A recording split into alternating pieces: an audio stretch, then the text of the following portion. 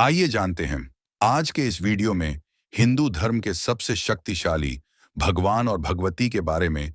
Video पूरा देखने से पहले हमारे चैनल को लाइक और सब्सक्राइब करें।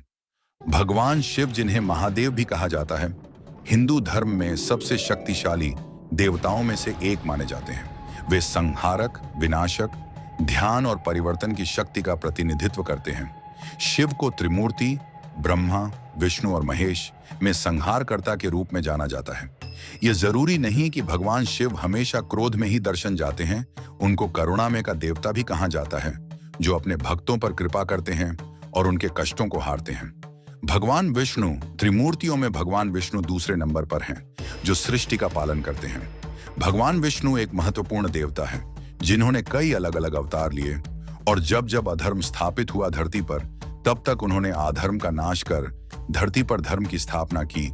पालनहार, रक्षक और ब्रह्मांड के व्यवस्थापक के रूप में पूजे जाते हैं। वे वैष्णववाद के सर्वोच्च देवता हैं और उनका मुख्य कार्य ब्रह्मांड की रक्षा करना और बुराई का नाश करना है।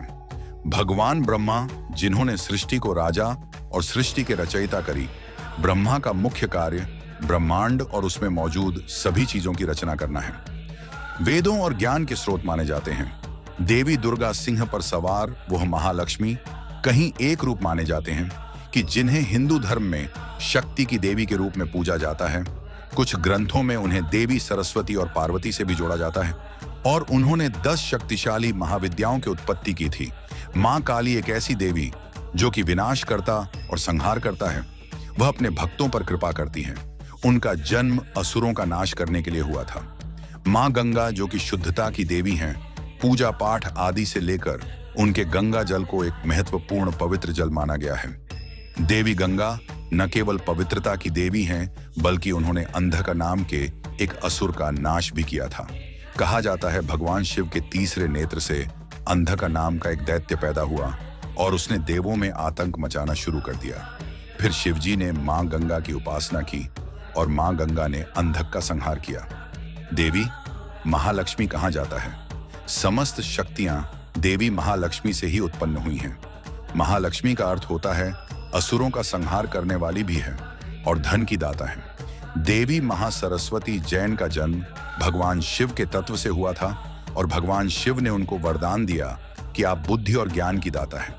लेकिन कहा जाता है देवी महासरस्वती एक ऐसी देवी हैं कि उन्होंने मां दुर्गा के संग युद्ध में कई असुरों का संहार कर था, जैसे भंडासुर, त्रिखुर जैसे नामक असुरों का नाश किया। देवी राधा हिंदू धर्म की एक ऐसी शक्तिशाली देवी की योजना केवल करुणा में की दाता मानी जाती है, बल्कि देवी राधा को महादेवी के रूप में भी दर्शन है। क्या है महालक्ष्मी मां, सरस्वती मां, पार्वती और मां दुर्गा के कुछ अंश देवी राधा के अंदर समय हुए हैं, कि जिसके कारण उन्हें ब्रह्मांड या महादेवी श्री राधा कहा गया है। देवी रुक्मणी, उनको भी देवी महालक्ष्मी का ही एक अवतार माना गया है, जिन्होंने द्वापर युग में जन्म लिया था। महान तेज वाली श्री रुक्मिणी, जो जिन्हें करुणामयी की देवी कहा जाता है, मां रुक्मिणी। वैसे तो मुश्किल ही किसी भक्त पर अपनी करुणा दिखती है, परंतु जब वह अपनी करोड़ों दिखती हैं, तो भक्तों को न केवल धन संपत्ति बल्कि बुद्धि, मोक्ष, संतान, कारोबार प्रदान करती है। मां रुक्मिणी ऐसी देवी है कि जो आपके खिलाफ आप शब्दों का उपयोग करते हैं, वह उनकी जीवा पढ़कर उस पर रोक लगाती हैं। और इसके साथ साथ मां रुक्मिणी सुंदरता भी प्रदान करती हैं। उनकी कहानी में उन्होंने कुछ असुरों का नाश भी करा था, और वह भगवान कृष्ण को अति प्रिय है। मां सत्यभामा की, जो धरती माता का एक अवतार है, जिन्हें महालक्ष्मी भूदेवी से जोड़ा जाता है।